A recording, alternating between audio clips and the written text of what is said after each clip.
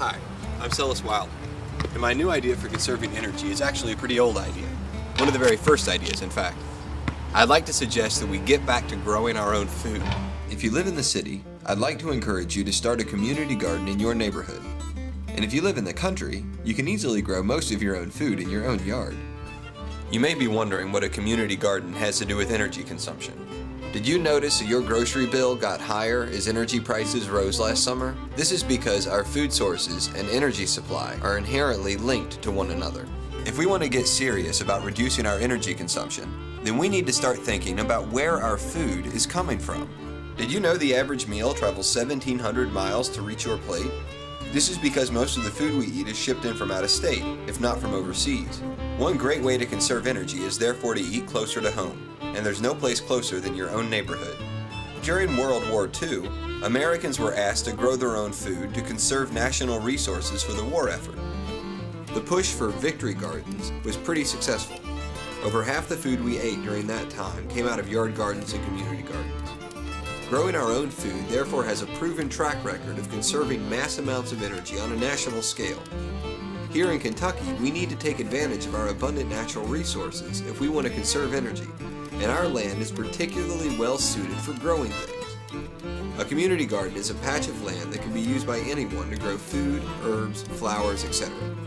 Besides conserving energy, a garden gives an entire community easy access to healthy produce while saving everyone money on grocery bills. Beyond simply feeding people, a garden teaches and empowers people to feed themselves. A community garden brings neighbors together and strengthens community bonds. Studies even show that community gardens directly reduce crime in their surrounding neighborhoods. And best of all, they're not even hard to establish. The first thing you need to do is find some land, and in my experience this step is actually surprisingly easy.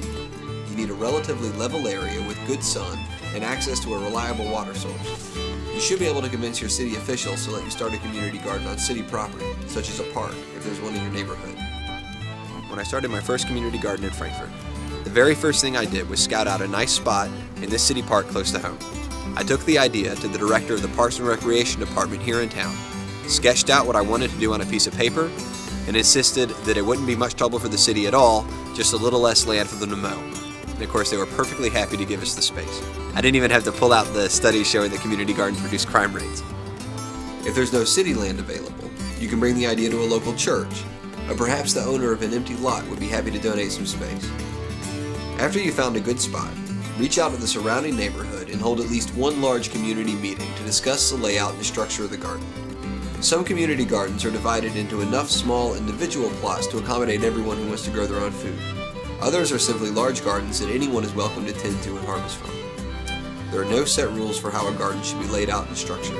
The important thing is that everyone decide together what can work best for your particular neighborhood. Someone can approach local hardware stores and nurseries for donations of seeds, starts, and gardening supplies. Most businesses are happy to donate to community efforts like this. All you really have to do is get the ball rolling, and the garden will start to take on a life of its own as more and more people contribute ideas, resources, and initiative to the project.